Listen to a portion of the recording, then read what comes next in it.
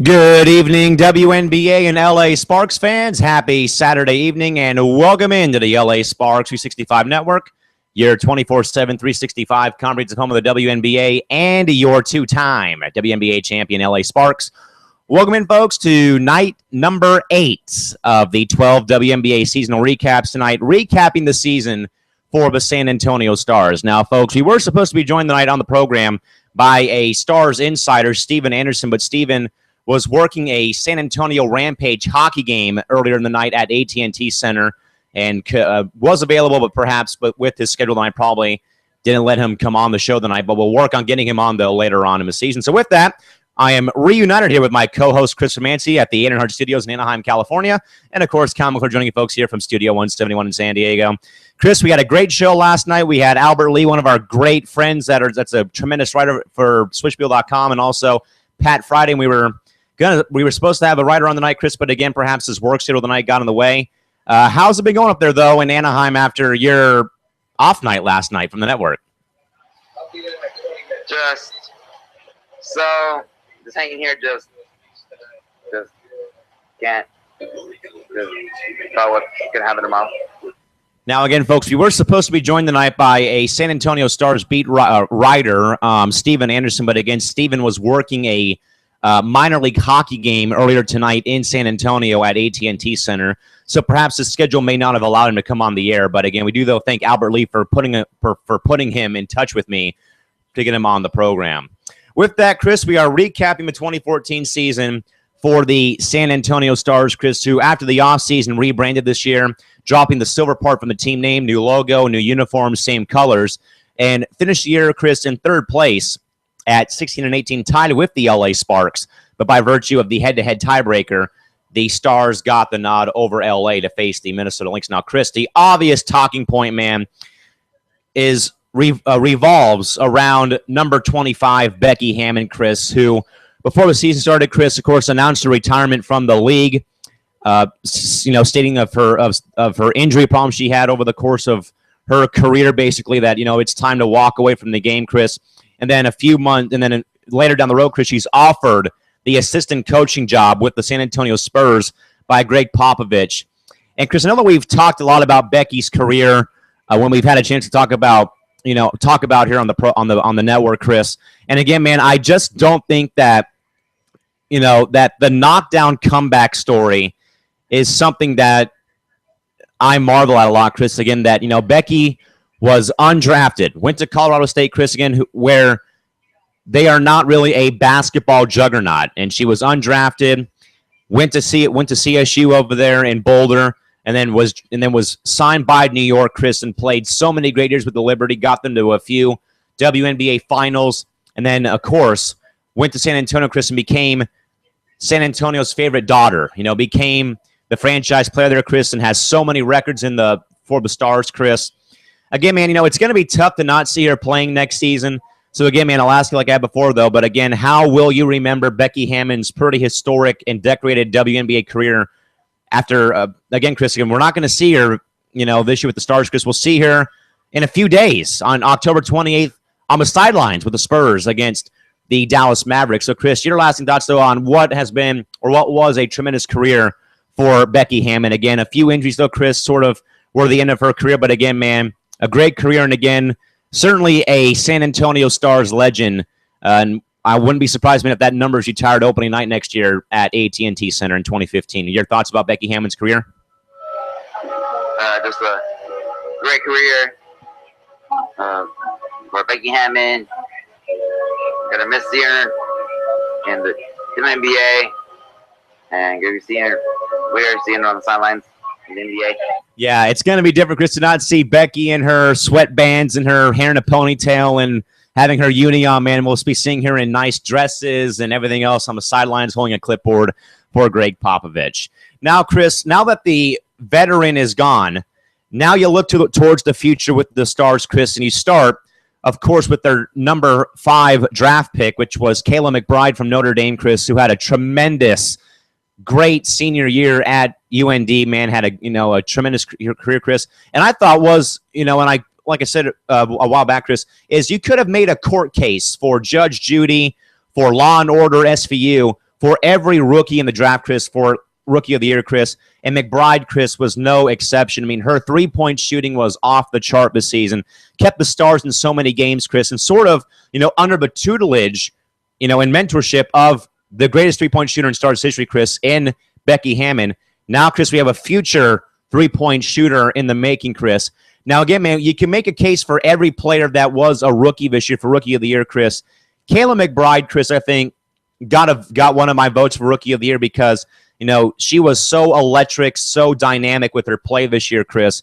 And again, man, going forward, how much, though, going forward here with McBride, Chris, again, her three-point shooting is going to be the big key, Chris. And again, the Stars are a team that live and die by the three-point ball, Chris. So your thoughts here, again, a great career for McBride in college, Chris.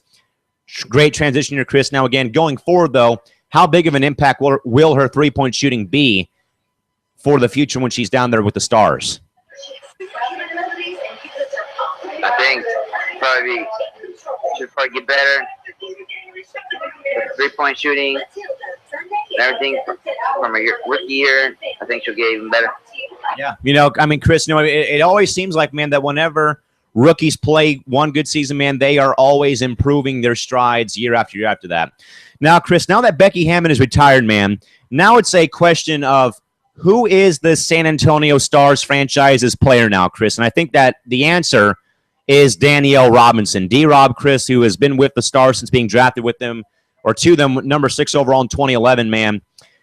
She's going to have to take over that spotlight, Chris, and that burden of being the leader of the Stars for the future, Chris, because, again, when you had Becky Hammon there, man, the veteran, the veteran mentality was there for her. But now, Chris, now that Hammond's gone, how much pressure and weight now is on Danielle Robinson's shoulders now to be that face of the franchise now for the Stars going forward, now that Becky Hammon is now retired and gone?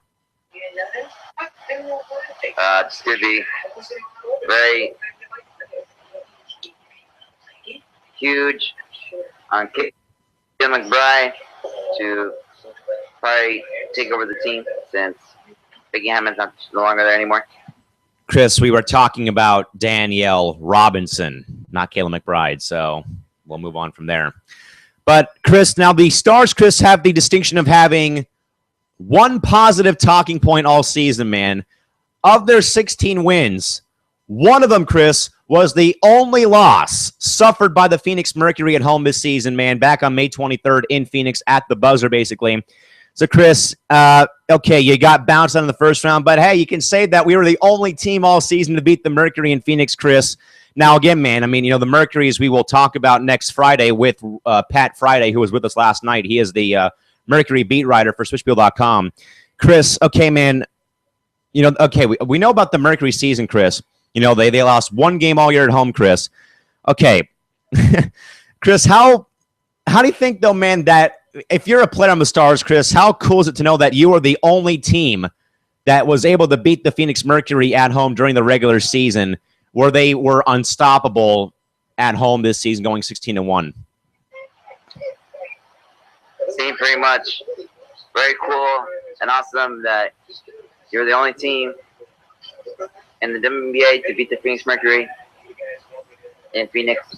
Chris, I think if the Mercury win that game, man, they have, basically a perfect season except those 5 losses, man. They could have gone 34-0 and won the title perhaps, man, but the Stars and folks were the only team in the entire WNBA to beat the Phoenix Mercury at home this year when they beat them back on May 23rd at the Purple Palace, a.k.a. U.S. Airways Center. Now, Chris, there is, as we do get ready to talk about coaching staff here, man, again, there is no Becky Hammon on the Stars sideline. She's with the Spurs, though, come October 28th. Chris, Dan Hughes has been the head coach of the Stars for the past few seasons. He's also had a pretty good WNBA resume, Chris, with what he's done across a few other teams in the league, again, across Minnesota for a brief time. Now with the Stars, Chris. Now, again, Chris, I think Dan Hughes, I think he's going to be good as far as his job security, Chris, because, again, he's coming off a year, man, where his best player retired. Now it's all set up for the future as well. So, again, I think Dan Hughes, Chris, has proven himself that he is a good coach in the league, man. It's just a matter of time of, when can the Stars deliver in the postseason? Because, they've had a few tough run-ins in the postseason, all except 2008 when they got to the finals against the Detroit Shock that season. in 2008. But other than that, Chris, I mean, Dan Hughes has been a good coach, man. How do you think his job security is right now?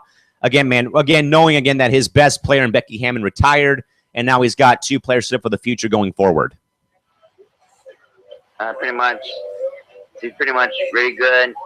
That he has 2 great players to look forward to through the future, since Becky Hammond is no longer there. The Spurs, the Stars. One of those 2 teams, Chris. Call me Jets about tomorrow, man. We'll get to that tomorrow night on a different network. But, Chris, there is some consternation, man, and as you folks may know that Chris and I went hullabaloo and goo-goo gaga and frickin' basically went rampant about when the Chicago Sky were forced to move Game 3 of the WNBA Finals out of their home arena because of a Garth Brooks concert. Well, Chris, guess what? We get to do it all over again next year, man, when the Stars are booted out of AT&T Center over the summer because they're going to be renovating AT&T Center next season. Now, folks, what we do know right now is the possible arena that the Stars could be playing at in the future. It's going to be a former arena once played in by the Spurs a few years ago, folks. Now, again, folks, it won't be the Alamo Dome for sure. We know that for a fact. This was actually sent to me by a friend of mine. Was actually sent to me by a co-host of one of my sports shows, Chris Davis. He told me that there was a option, or there is something going on with renovations right now to the arena in San Antonio. Now, folks, all I can gather right now is they're going to be playing at one of maybe 5 or 6 different arenas across San Antonio. Now, what we have gathered here is a few of the former Spurs arenas could be used during the time when the renovation process is underway. Now, Chris, okay, man, it's one deal to move a team because of a other event going on, like we saw with the Dream last season, and then this past season, of course, with the Sky having to move their games out of the way. Chris, I'm looking around, man. There's a few arenas that the Spurs played at that the Stars will be playing at. There's a bunch of them, folks. There's a few Coliseums. There's the State Fair Coliseum, Moody Coliseum, Tarrant County Coliseum, Lubbock Municipal Coliseum, yada, yada, yada, Hemisphere Arena, the Alamo Dome, and perhaps AT&T Center in the future. But again, Chris, once again, it's another team being snubbed and booted out of their home arena for something going on during the summer. And again, man, it don't matter what league it is, Chris. They need the home floor advantage, Chris. Now, again, this was the same problem when the Liberty were ousted from MSG a few years ago, Chris. Now, again, it was the same deal because of renovation processes going on at MSG, so they played the games in New Jersey. But again, Chris, for like the 30th time we've talked about this, Chris, why does it always seem it's always teams that are not on the mainstream of sports, like indoor soccer or WNBA basketball, Chris? Why are they always ousted from their home arenas, Chris? And what can be done to keep them in their home arenas for the entire year with nothing else popping up out of the blue? I don't think there's an answer. I don't think we will ever get an answer. But again, folks, according to reports right now, what we have gathered is the Stars will be ousted, booted out, kicked out, blocked from their home arena next season due to renovation processes going on at AT&T Center, and should be playing their games at one of 7 different arenas across the San Antonio, Dallas-Fort Worth area. Now, folks, the upcoming forecast as we enter the final stretch of the final stretch here of the recaps on Tuesday night, folks. Now, again, tomorrow, off night, Lakers Network kicks off. Monday, I'm at the Laker preseason game. Tuesday, we talk about the Los Angeles Sparks on Tuesday, Atlanta Wednesday, Minnesota on Thursday, and the 2014 WNBA champions, as predicted by me accurately, the Phoenix Mercury on Friday night, with Pat Friday joining us here on the program that night. We have a quick comment here from Augustin Ramos, who says, hello. All right, thank you for watching, buddy. Glad that you're out there watching and enjoying the show, hopefully, here, talking a little WNBA basketball. Chris, we get ready to recap here again, man. I know that we were supposed to have Steven Anderson from SA Stars Hoops to call in tonight, but again, with his work schedule, perhaps he didn't have a chance to call in tonight, so again, we'll follow up with him at a later time and date. Chris, again, man, we got to go back and restart again, Chris, with Becky Hammon again, Chris, retiring after the season. I don't know, man. It's not going to be the same not seeing, number 25 out there with the Stars anymore. It's not going to feel right. Give me a word, Chris, not seeing her in her full uniform, ponytails, sweatbands, when she's wearing, when she's got her dress on and she's got the clipboard for Coach Greg Popovich. Chris, your last thoughts about what was a phenomenal career for Becky Hammon. Just a great career for Becky Hammon. Made it to the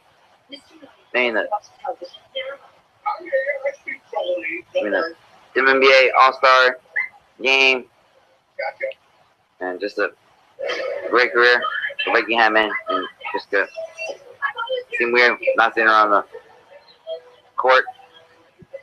Wouldn't surprise me if that number's retired opening night in San Antonio next season. So, Chris, with the veteran gone, you've got to look towards the future, Chris, and there is two shining stars, pun intended, folks, in San Antonio with the Stars. That would be Kayla McBride, Chris, and Danielle Robinson. Again, man, we talked about McBride's rookie season. I talked about Robinson. You talked about McBride for longer than I did. Again, Chris, though, but again, okay, knowing, though, that there is a big void to fill without Hammond there, Chris, between McBride and Robinson, how do you think the pressure has been ratcheted up on both those players to carry the load now that Becky Hammon is now retired and gone? I think very huge and big of those two players to carry the team now since Becky Hammon's no longer there. And, of course, Chris, there's the only stat that affected the Mercury all season, which was that home record where they were defeated by the Stars back on May 23rd, Chris, when the Stars beat them at the buzzer. Dan Hughes, I think, Chris, is the fit for the future. And, again, man, as you said before, Chris, we've done all the damage. We've done all the damage, Chris, we can do with all the nonsense about the arena, Chris. Again, man, I don't care what sport it is. If they are a tenant of the home arena, they have the full priority to be there and play their season, whether it's renovations or concerts or WWE wrestling, Chris. They deserve the right to be there because they're paying the money to play there.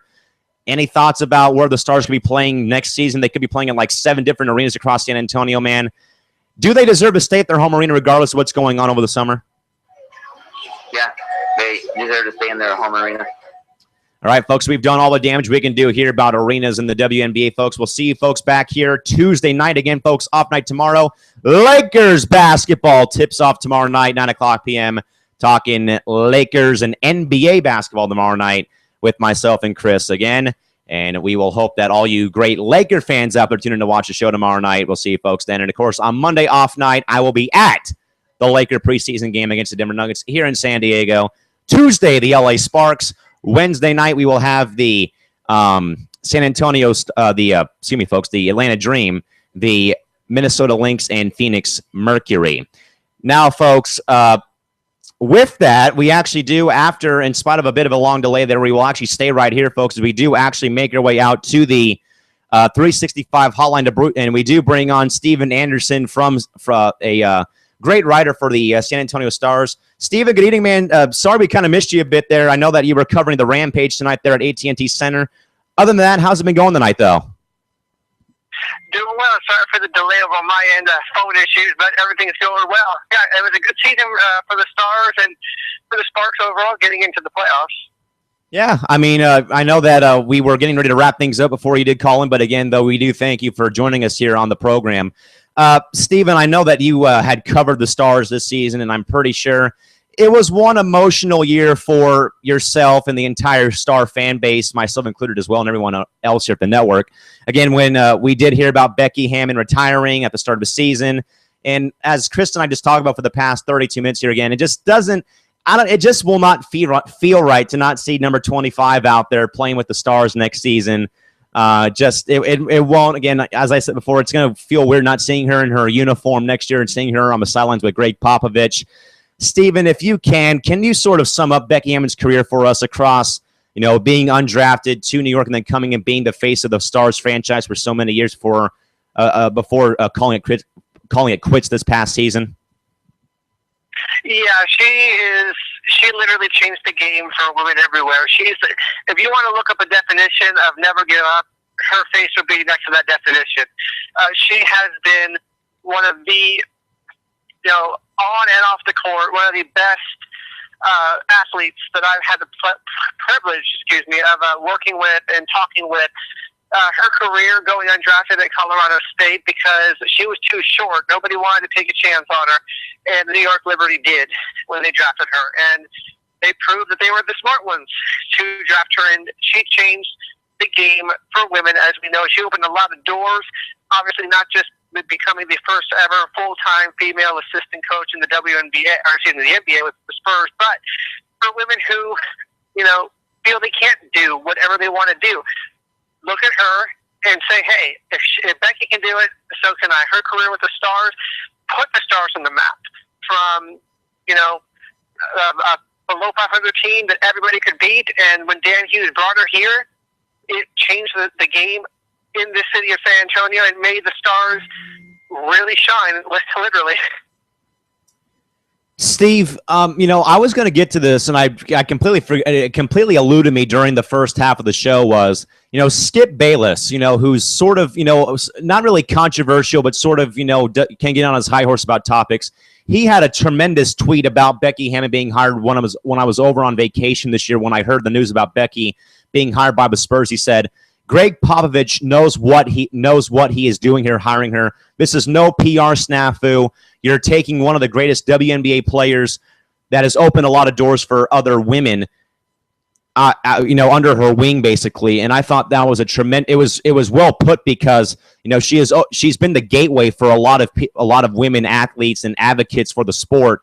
And it's no PR snafu that Popovich would make that sort of a move. Now, as we go forward, Steve, again, now that Hammond's gone, there's the void to fill now between two players I think that are dynamite, and I have loved watching them play so far. I've loved watching Kayla McBride play. I think she's going to basically take over for Hammond at the three-point line. Then, of course, there is Danielle Robinson. Stephen, what would you say about Kayla McBride's rookie season? Again, I think she had a great season. As I said earlier, too, you could make a court case, for Judge Judy, for Law and Order, SVU. You could honestly make a court case for every player drafted basically in round one, from Aguma K to Schimmel to McBride to all the players drafted about being Rookie of the Year. What did you see, though, at those games you were at AT&T Center when you saw McBride on the floor? Kayla McBride does not play like a rookie, plain and simple. I've compared her in my articles, and also just talking with fans, I've compared her to Kawhi Leonard of the Spurs, because Popovich said the exact same thing about Kawhi Leonard. When he first entered, he did not play like a rookie. Kayla does not play like a rookie either. She took clutch shots, which you rarely see a rookie take. And for Coach Dan Hughes to have his trust in McBride, not to only put her as a starter, but to put her in those clutch situations, shows that he knows that she's already ahead of her game. And you mentioned her taking over for Becky. I do see her, even though it will only be her second season next summer, I do see her stepping into that leadership role, as well as possibly Gia Perkins of the Stars. And it is going to be weird to not see Becky out there. But I believe the Stars will be fine as long as they have Kayla and Gia and keep their core together. I mean, you're losing a huge piece in Hammond, but you're keeping your core together. Which is most important, and I think that McBride, and now as we go to Danielle Robinson, who I think now, Stephen, gets the tag now of franchise player now that Becky is gone with the Spurs now. And I think, her and, I've loved watching D-Rob play. I mean, she's so flashy, so quick, so dynamic, and so fast that, most guards and forwards can't catch up to her. Do you think, though, that Danielle will sort of take over that role of being the leader and being the vocal leader of his team now that Becky Hammon is, in fact, gone? I don't think so. I see more of Gia Perkins taking that leadership role as well as McBride.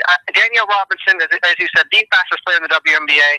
She knows what she can do. I still say she needs some work to do, actually, on her game a little bit more. Better shot selections, better decision making whenever she's in the point. But I do see her maybe kind of getting in there a little bit, but not as much as Perkins and McBride. We are visiting with a man of many talents, folks, Steven Anderson, a writer for the San Antonio Stars, the Spurs, and the San Antonio Rampage of the American Hockey League, joining us here on the Sparks Network, recapping the 2014 season for the San Antonio Stars, which saw the Stars finish at 16-18 and tied for third place, but by virtue of tiebreakers over LA, got the 3 seed over the Sparks. Now, Steven, as I look at my notes here to talk about here on the show right now, again, is the Stars have the distinction right now of being the lone team that handed the Mercury a rare home loss this season after the Mercury went 16-1 this year, and the Stars beat them, I want to say, back in late May, maybe early June. How much of a caveat do you think that? I mean, pretty much. How cool is that, I guess, to know if the Stars were the only team in the entire league to beat the Mercury at home this season? You know, the Stars might have got swept in the playoffs. They might have Becky retiring, which are all kind of sad things if you think about it. But the one thing they can hold their heads up high is that, hey, we beat Brittany Griner, Diana Taurasi in the 2014 WNBA champion Phoenix Mercury. We're the only team that did it. So it's kind of a good thing. I'm proud of that, even though it doesn't really matter because it's obviously the season's over. They didn't win it.